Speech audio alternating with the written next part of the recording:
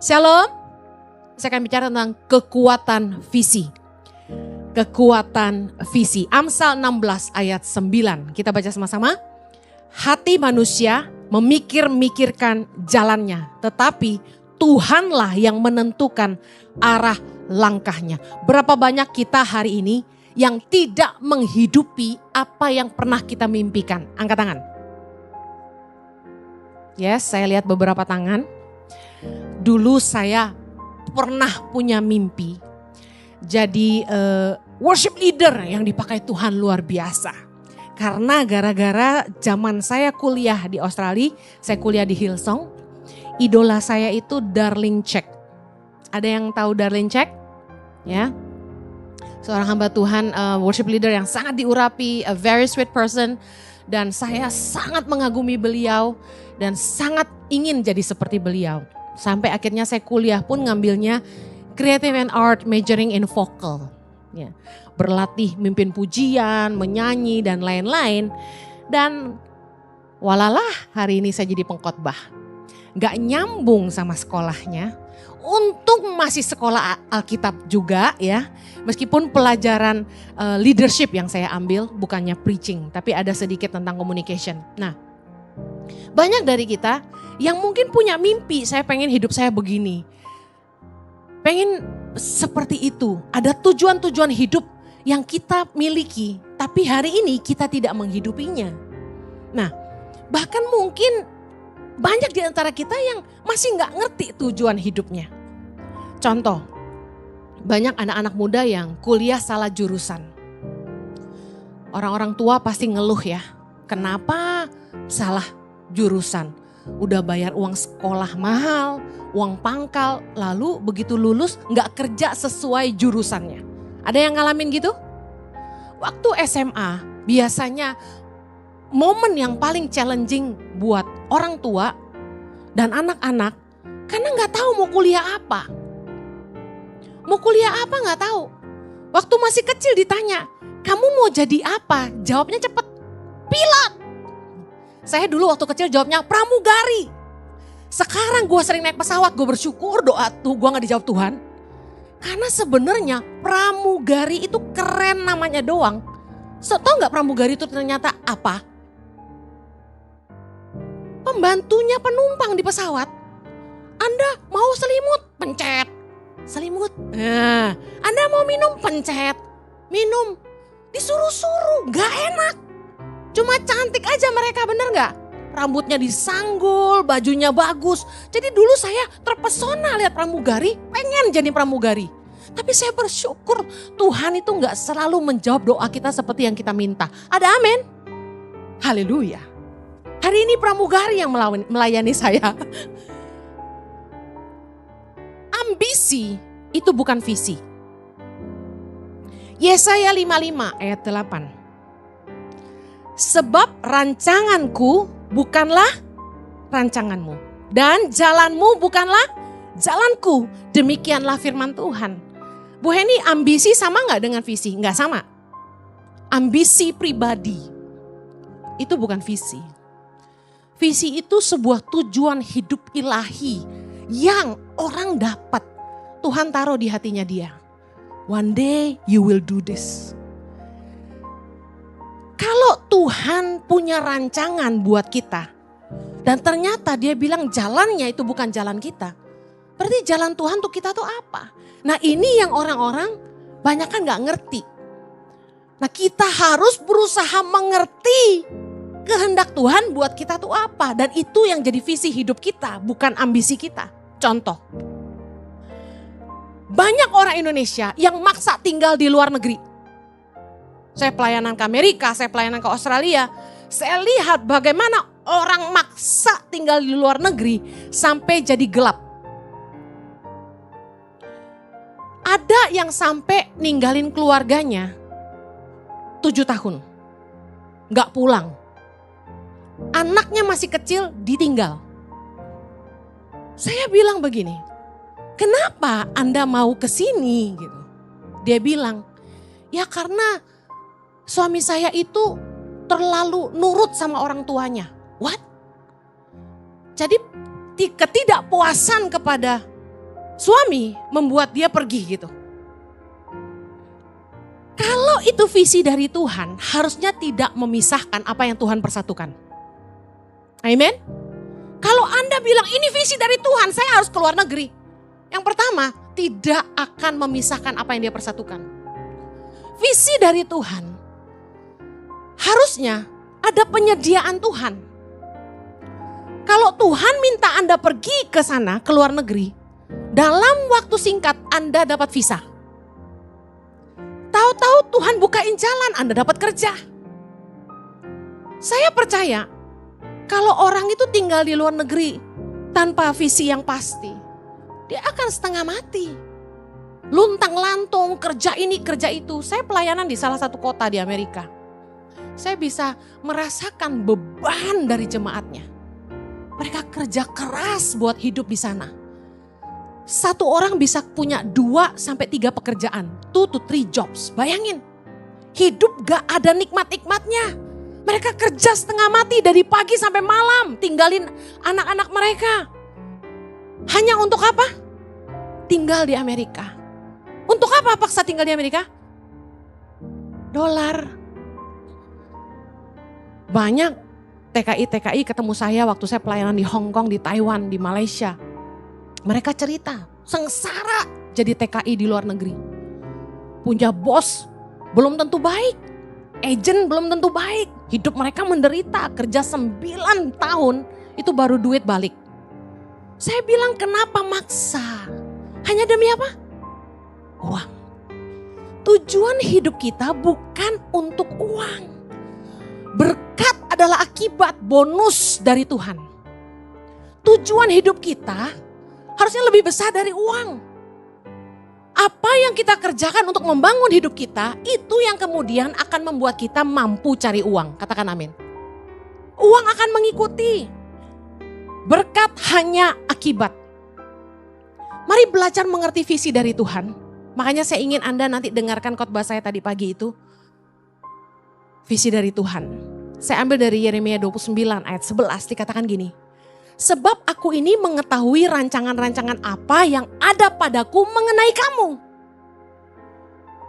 Demikianlah firman Tuhan, yaitu rancangan damai sejahtera dan bukan rancangan kecelakaan untuk memberikan kepadamu hari depan yang penuh harapan. Saya bahas di ayat-ayat selanjutnya bagaimana Tuhan akan menyatakan apa yang dia mau kalau kita sungguh-sungguh cari Tuhan. Nah, kunci mengerti visi dari Tuhan yang pertama, Anda harus mendengar Tuhan. Yang kedua, Anda harus mengenali benih yang Tuhan tanam dalam hidupmu. Kemampuan, kalau Tuhan suruh kita melakukan sesuatu, ada kemampuan yang Tuhan tanam dalam hidup kita. Gak mungkin Tuhan ciptakan ke Anda dengan sebuah visi, jadi koki hebat tapi Anda gak bisa masak, tuh gak mungkin. Ada kemampuan yang menyertai panggilan Tuhan. Yang ketiga, mengenali jalan yang Tuhan buka bagi kita. Karena saya percaya satu hal gini, visi yang dari Tuhan pasti disertai Tuhan, katakan amin. Nah kalau Anda sampai maksa, saya cerita. Satu hari saya ketemu dengan seseorang hamba Tuhan besar. Dia itu terkenal sekali ya, punya nama sangat besar. Hari ini sudah almarhum. Pada satu kesempatan saya diundang bertemu dengan beliau di rumah seorang pengusaha di Indonesia. Saya kaget, dia datang ke rumah pengusaha Indonesia ini orang bule.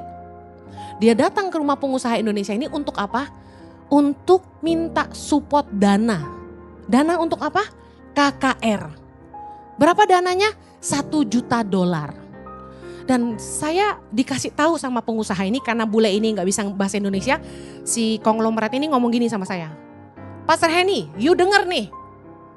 Demi nginjil, rumahnya digadai ke bank. Demi ngutang $1 juta.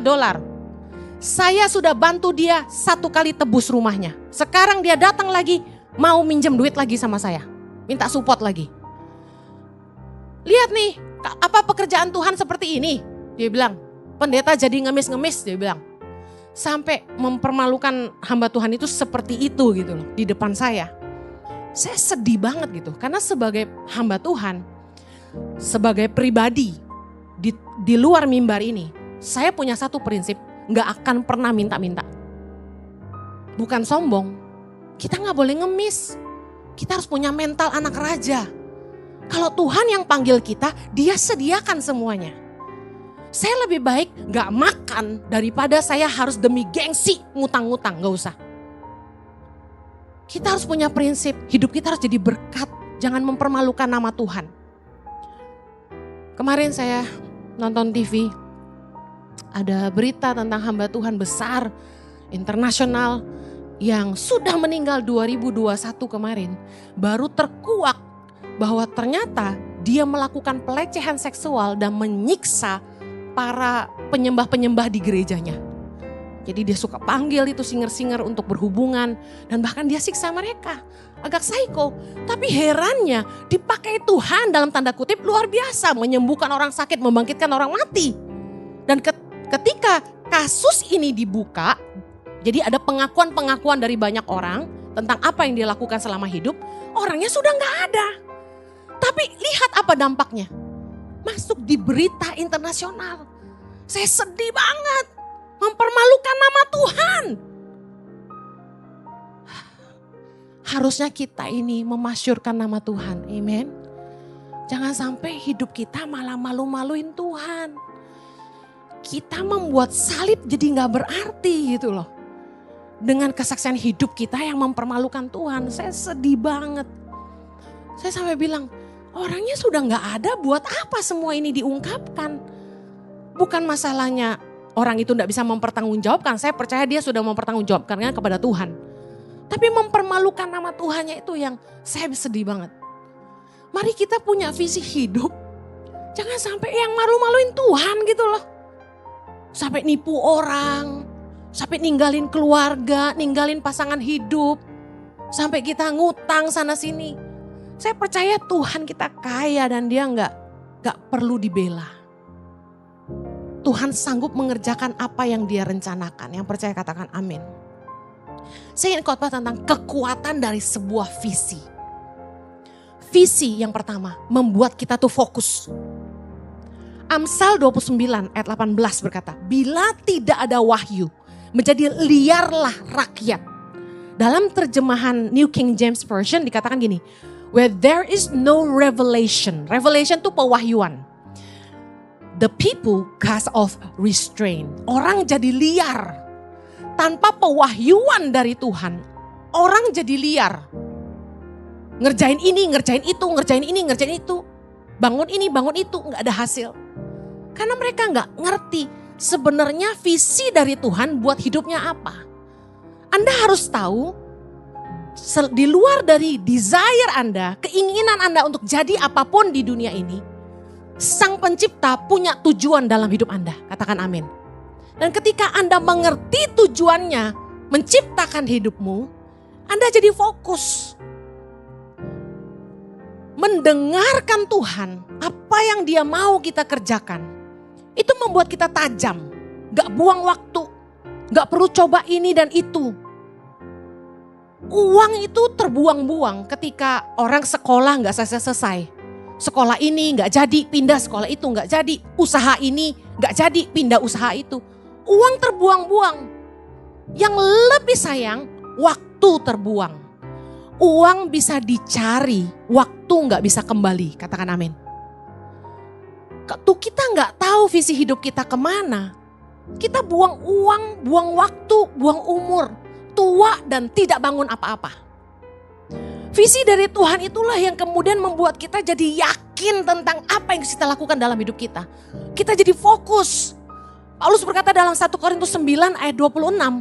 Sebab itu aku tidak berlari tanpa tujuan. Dan aku bukan petinju yang sembarangan saja memukul. Tanpa visi yang jelas dari Tuhan, kita akan buang-buang waktu. Buang-buang umur, melakukan hal-hal yang gak membangun apa-apa buat masa depan kita di jalur yang benar. Ada orang-orang yang bisnis itu gagal, bisnis ini gagal, ngerjain ini salah, ngerjain itu salah. Sekolah ini gak kelar, sekolah itu gak kelar. Banyak yang ngerjain gitu. Kenapa?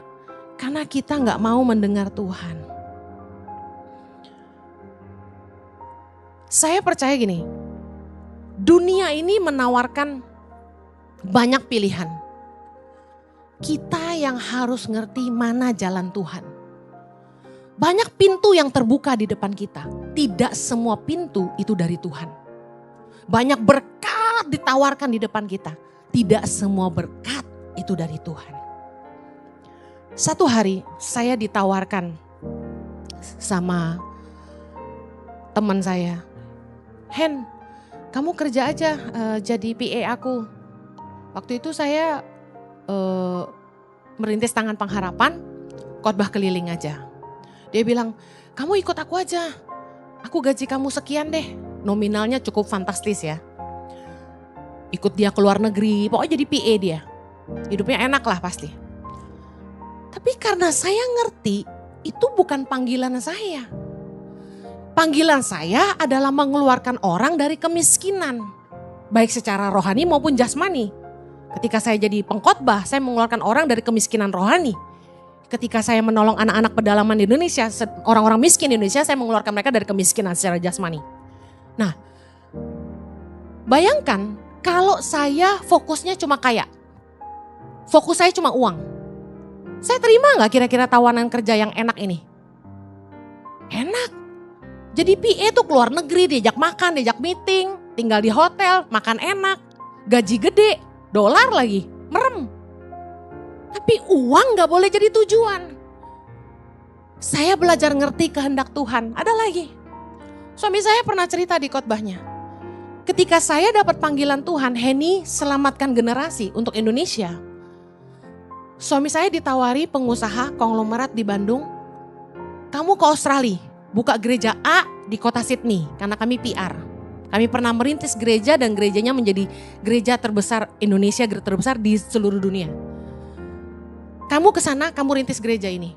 Kami akan gaji kamu $8.000, kami kasih kamu rumah, kami kasih kamu mobil. Lihat, manusia selalu didrive oleh keinginan. Selalu didrive oleh kenyamanan. Kalau kami gak ngerti visi dari Tuhan, pasti suami saya terima. Karena panggilan dari Tuhan untuk hidup kami di Indonesia saat itu gak jelas. Kami mesti ngapain, mulai dari mana. Bikin yayasan itu harus punya uang. Bantu orang miskin itu harus punya dana. Kami gak digaji sama Yayasan Tangan Pengharapan, kami harus cari uang untuk Yayasan Tangan Pengharapan. Sementara tawaran ini sesuai dengan keinginan suami saya. Dari dulu, sejak Jojo muda, suami saya selalu bilang, saya pengen menggembalakan gereja. Saya pengen jadi gembala. Dia selalu punya visi pengen punya mega church dulu. Jadi ketika ditawarin buka gereja, digaji fantastis, dikasih rumah, dikasih mobil. Kalau tujuan hidup kami hanya uang dan kenyamanan, Jojo pasti jawab yes. Tapi karena kami ngerti visi dari Tuhan, bahwa kami ada di Indonesia, menolong kaum papa, orang-orang miskin di Indonesia, kami fokus. Semua tawaran yang datang kami say no. No, suatu hari ada pengusaha Indonesia, dia punya stasiun TV, dia tawarin kerjaan ke suami saya. You bantu pegang usaha saya, I kasih you 100 juta sebulan. Suami saya senyum-senyum, dia kan wajah presenter kan. Saya bilang, Jo, no. Saya mau kasih tahu sama Anda, kalau hidup kita cuma di drive sama uang, kita akan jatuh dalam pencobaan-pencobaan. Tapi bersyukur kami ngerti visi dari Tuhan, sehingga kami fokus kepada panggilan kami, dan kami bisa berkata tidak kepada setiap tawaran. Hati-hati, kecenderungan kita adalah takut kepada orang kaya. Amsal 29 ayat 25 berkata, takut kepada orang mendatangkan jerat. Tetapi siapa percaya kepada Tuhan dilindungi, katakan amin. Waktu orang-orang kaya itu datangin kami dan tawarin ini dan itu. Satu kali saya didatangin konglomerat. Dia bilang gini, you mau buka gereja ICI cabang Puri gak? Yang bangunin.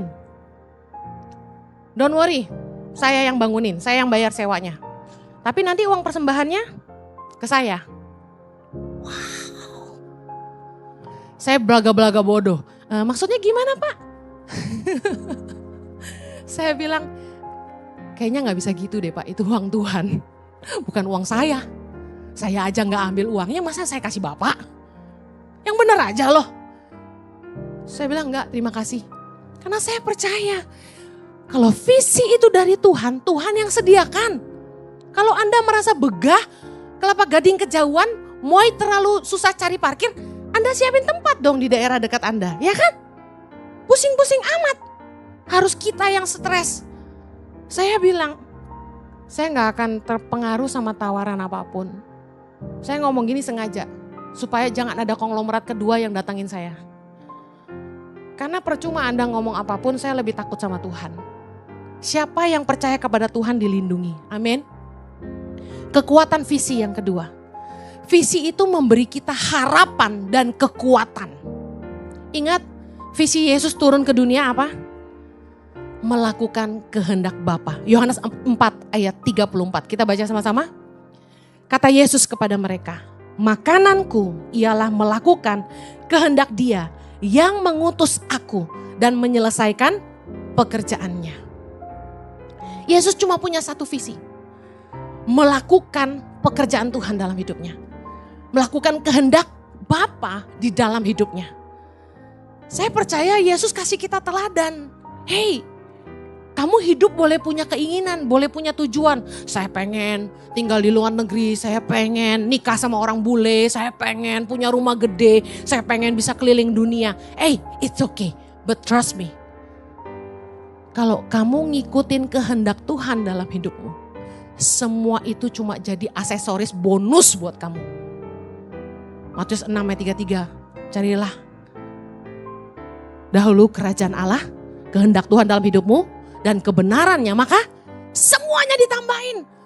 Jalan-jalan ke luar negeri, uang, kedudukan, semua itu cuma bonus dari Tuhan.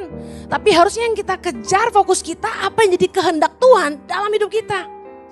Karena Yesus fokus melakukan kehendak Bapa, Yesus bertahan melewati Via Dolorosa, pikul salib, diludahi, ditendang, dipukuli, disiksa, ditelanjangi. Anda bisa tahan kira-kira? Kita baru diomongin orang aja udah marah. Yesus menderita lebih parah dari kita. Dan dia bertahan melewati semuanya itu karena cuma satu. Karena kasihnya buat kita. Amen. Karena Yesus punya visi bahwa seorang pun gak boleh binasa. Mereka beroleh hidup yang kekal. Yesus pikul salib itu sambil mengingat bahwa kalau dia lakukan ini akan banyak orang diselamatkan ketika mereka percaya kepadanya. Dan Yesus bertahan dalam mengerjakan visi Yesus. Yesus punya kekuatan karena dia fokus kepada apa yang Bapa mau. Saya buktikan Yohanes 19 ayat 30. Sebelum Yesus menundukkan kepala dan menyerahkan nyawanya, dia berkata apa? Sudah selesai. Why do you think he said that? Kenapa Yesus bilang it is finished? Karena visi hidupnya tercapai.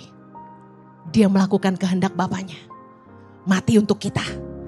Supaya barang siapa percaya kepadanya, beroleh hidup yang kekal. Gak ada yang binasa. Amen. Yesus punya kekuatan sebesar itu sampai selesai. Karena dia punya visi yang bikin dia fokus dalam mengerjakan visi dalam hidup kita. Kita akan menghadapi banyak tantangan. Ada istilah no pain, no gain. Kalau gak mau sakit ya Anda gak akan dapat apa-apa. Kalau Anda punya visi, Anda akan punya pengharapan, Anda akan punya kekuatan. Sometimes, waktu saya lelah ngurusin Yayasan Tangan Pengharapan, saya cuma menguatkan hati saya dan ingat kepada visi dari Tuhan. Hendy, apa yang kamu mau lahirkan buat Indonesia? Saya jawab, pemimpin Tuhan. Dan Tuhan bilang gini, bangun 10 sekolah berasrama, lahirkan 1000 pemimpin bagi Indonesia. Saya terus ingat itu. Saya percaya kalau Tuhan bicara, pasti itu jadi. Jadi itu yang terus kasih saya kekuatan. Kadang-kadang menghadapi guru-guru yang kami training, guru-guru yang kami utus ke lapangan. Mereka yang saya harapkan bisa jadi pemimpin-pemimpin di daerah-daerah untuk bisa kami kirim lagi anak-anak daerah di sana untuk mereka mentor untuk jadi guru-guru. Karena kan kami juga kuliahin anak-anak pedalaman sebagai guru. Nah prakteknya mereka akan kami kirim ke center-center kami. Nah dimentor oleh guru-guru senior. Guru-guru ini udah kami training, gajinya udah naik terus. Begitu udah tahun keberapa, ikut GGD, ikut P3K. Semua anak Indonesia mimpinya cuma satu, jadi PNS, my God. Kenapa gitu ya? Saya heran loh. Waktu saya penasaran, saya tanya sama anak-anak ini. Waktu guru-guru kami kumpul di Jakarta. Kenapa sih kalian mau jadi PNS? Kenapa nggak stay di Tangan Pengharapan? Tahu nggak kenapa? Ada jaminan hari tua, dapat uang pensiun katanya gitu. Saya bilang kan di Tangan Pengharapan kalian dapat jam sostek itu apa? Asuransi tenaga kerjaan untuk masa tua juga. Lalu kalau kalian stay di Tangan Pengharapan sampai tua, mungkin kalian bisa punya rumah sendiri, punya mobil sendiri. Kalau kalian setia kan, sampai tua, kalian dipelihara. Mati pun kita kuburin kasarnya gitu. Kenapa nggak percaya gitu loh? Mau kaya jadi pegawai negeri, kenapa nggak mikir pengusaha lebih kaya daripada PNS? Lah yang bayar pajak siapa? Kita kan yang kerja. Kenapa kamu bermikirnya hanya jadi PNS? Saya bilang, yang makan uang pensiunan. Kalau kamu buka bisnis, kamu bisa punya tabungan hari tua lebih gede daripada uang pensiunan. Saya saking keselnya gitu loh. Karena setiap kali sudah senior, sudah pinter, kita training terus kan. Kita nih kan selalu upgrade skill leader kita. Kita training tiap tahun, kita training. Kita bayar trainer untuk training guru-guru kita. Udah pinter, GGD. Udah pinter, P3K. P3K tuh kayak, bukan PNS lah, menuju PNS gitu. Gemes saya. Ini gimana Indonesia mau maju gitu loh.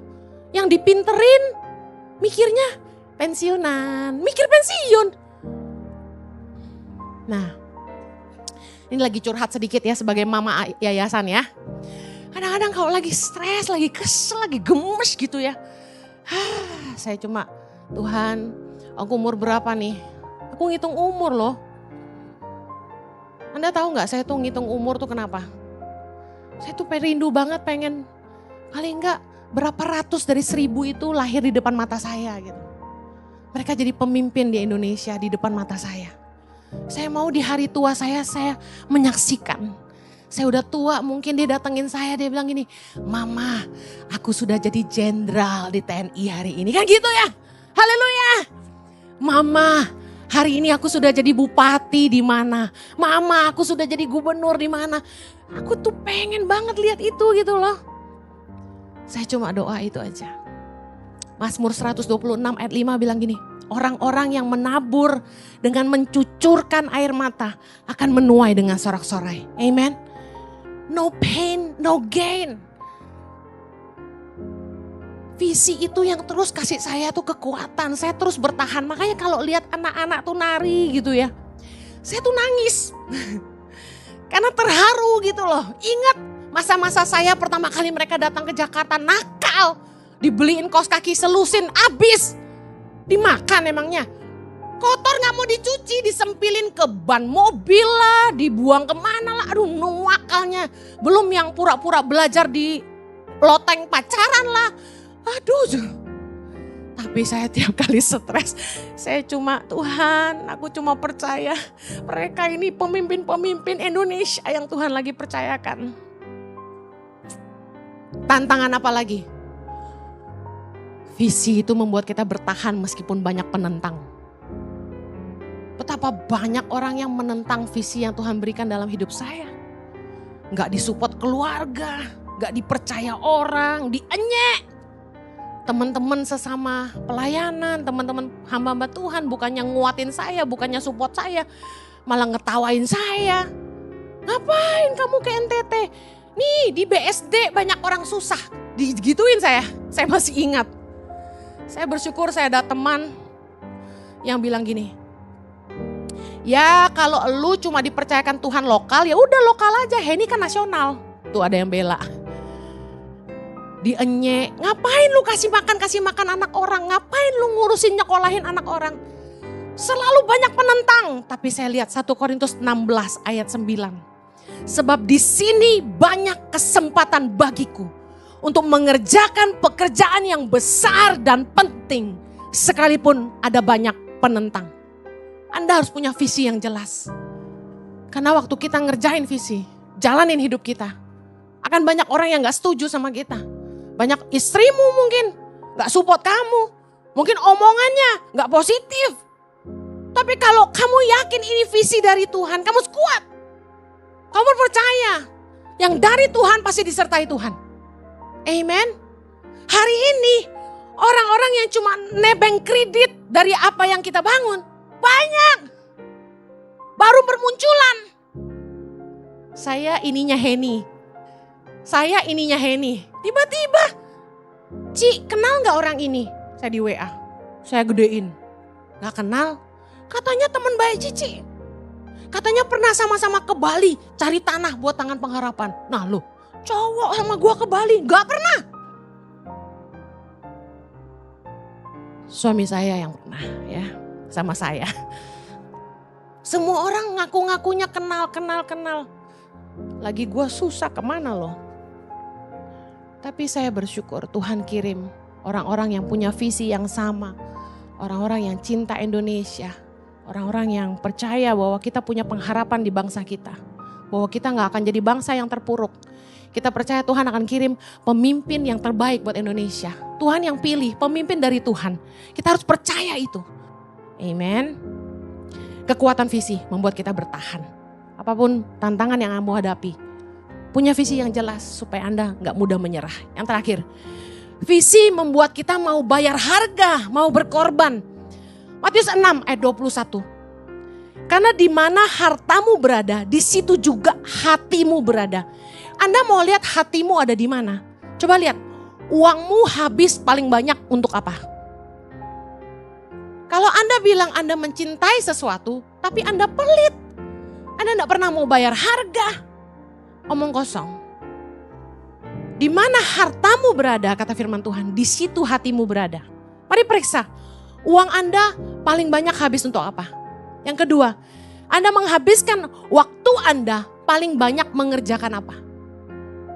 Yang ketiga, Anda menghabiskan tenaga dan pikiran Anda paling banyak untuk apa? Coba renungkan sebentar. Uangmu paling banyak habis buat apa? Buat shopping, buat makan, buat jalan-jalan. Gak apa-apa, itu hiburan. Tapi yang Anda bangun, Anda habiskan uangmu bangun sesuatu gak di hidupmu? Bangun utang, jangan. Yang kedua, Anda pakai waktumu paling banyak untuk apa? Main game, pacaran, kuliah, kerja, jadi berkat, berguna. Ayo coba pikirin. Yang ketiga, tenagamu, pikiranmu paling banyak habis buat apa? Karena gini, visimu ndak akan jadi kalau kamu ndak pakai uangmu, waktumu, pikiranmu, tenagamu untuk membangun visi itu. Kalau Anda ndak mau bayar harga, maunya enak-enak aja, visi itu ndak datang gitu aja. Saya ndak bisa punya 7.500 anak-anak hari ini di Tangan Pengharapan kalau saya ndak pernah kemana-mana. Saya harus pergi dari satu titik ke titik yang lain, pulau ini, pulau itu. Hujan-hujanan, banyak nyamuk, ambil air buat mandi di sumur. Naik getek, naik motor, masuk hutan, keluar hutan, hitam, freckle di mana-mana. Gak bisa putih, gak bisa jadi Cinderella, gak bisa. Cinderella kan upik abu ya. Kita ndak bisa mencapai visi kita kalau kita ndak mau bayar harga. Anda umur berapa hari ini? Dengar anak muda, hari ini Anda umur berapa? 10 tahun dari sekarang kamu umur berapa? Hitung. Kira-kira kalau kamu tetap seperti ini, kamu ada di mana 10 tahun lagi? Kalau tiap hari Anda cuma main game, main basket, nonton, jalan-jalan, hura-hura, makan, karaoke. Kamu di mana 10 tahun nanti? Karena untuk sampai ke 10 tahun itu, kamu harus mulai hari ini. Hitung berapa banyak waktu yang Anda punya. Berapa sisa waktu yang Anda punya untuk sampai ke sana. Umur jalan terus. Bagi Anda yang senior, jangan nunggu mati.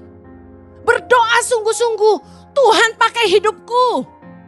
Di hari tuaku, aku mau berguna bagi kerajaan-Mu. Amin. Pakai hidup aku Tuhan. Tanya Tuhan apa yang harus lakukan. Jangan buang waktu. Orang kalau nggak punya visi selalu hidup di masa lalu. Ingat ketika dulu aku muda, waktu aku kaya, waktu aku masih langsing, waktu dulu pacarku banyak, dulu. Orang yang hidup di masa lalu karena nggak punya tujuan. Nggak apa-apa udah tua nyeritainnya ke anak cucu tentang yang dulu-dulu. Jadi pelajaran buat anak cucu, it's okay. Tapi live your present. Hidupi hidupmu hari ini. Mengerjakan visi yang dari Tuhan. Jangan buang waktu jalan terus. Yohanes 12 ayat 24, Yesus berkata gini, sesungguhnya jikalau biji gandum tidak jatuh ke dalam tanah dan mati, ia tetap satu biji saja. Tetapi jika ia mati, ia akan menghasilkan banyak buah. Kita kalau gak mau mati buat visi kita gak akan jadi. Saya gak pernah takut kemanapun selama itu Tuhan suruh. Karena saya percaya hidup saya cuma buat ini. Anda mau gak mati untuk apapun yang Anda kerjakan hari ini? Saya hanya mau mati mengerjakan apa yang Tuhan suruh. Saya gak takut. Kalau kita gak siap berkorban untuk visi yang Tuhan kasih dalam hidup kita gak akan pernah menghidupinya. Saya mau akhiri dengan ini. Mungkin ada di antara Anda yang bingung, visi saya apa, tujuan hidup saya apa. Saya ingin mengajak Anda merenungkan. Mari pejamkan matamu. Sekarang berapa umur Anda? Jawab di hatimu. Pejamkan mata. 10 tahun ke depan. Anda umur berapa? Saat Anda berusia 10 tahun lagi, Anda ada di mana kira-kira? Bayangkan, Anda ada di mana? Mengerjakan apa? 10-15 tahun ke depan ada di mana, mengerjakan apa? Bayangkan. Bersama siapa? Siapa yang kira-kira akan bersama Anda di waktu itu? Mari buka matamu. Itu visi. Belajar melihat ke depan, itu visi. 10-15 tahun, tambahkan umurmu hari ini. Saya akan berumur 60 tahun, 15 tahun ke depan. Sebentar lagi sisa 14 tahun. Saya kasih tahu, itu waktu yang sangat sebentar. Untuk membangun tangan pengharapan, 2006-2024, 18 tahun ya berarti ya. Sudah bukan? Benar ya, 2024, 18 tahun. Bayangin, sebentar. Baru lihat hasil. Baru lihat anak-anak lulus kuliah beberapa hari ini. Wow. 15 tahun Anda akan ada di mana? Kira-kira mengerjakan apa? Bersama siapa? Supaya Anda mulai bijaksana, hari ini Anda harus mulai mengerjakan apa? Karena every day counts. Bangun hidupmu, bangun visimu, dan bijaksana memilih siapa yang ada di sekelilingmu. Karena kadang-kadang waktu kita sehat, waktu kita kuat, kita investasi hidup dan waktu kita untuk orang yang salah. Yang ketika kita membutuhkan mereka di hari tua, mereka sudah tidak ada. Mari cek yang pertama. Apakah yang Anda kerjakan hari ini mengembangkan potensi atau kekuatan yang Tuhan tanam dalam hidupmu? Kalau Anda punya visi seorang punya restoran yang punya cabang di banyak tempat, pertanyaan saya hari ini, apakah Tuhan memberikan kemampuan buat Anda? Yang pertama, apakah Anda chef? Anda pasti punya kekuatan masak. Kalau Anda seorang manajemen, apakah Anda mampu mengelola satu restoran dulu? Karena jangan mimpi 10 kalau Anda bisa ngurus satu. Apakah hari ini Anda mengerjakan sesuatu yang mengembangkan potensimu? Yang kedua, apakah hari ini apa yang Anda kerjakan hari ini membawa Anda dan keluarga Anda ke tempat yang lebih baik 10 tahun yang akan datang?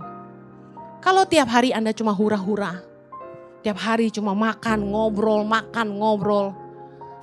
tahun lagi keluargamu ada di tempat yang lebih baik gak?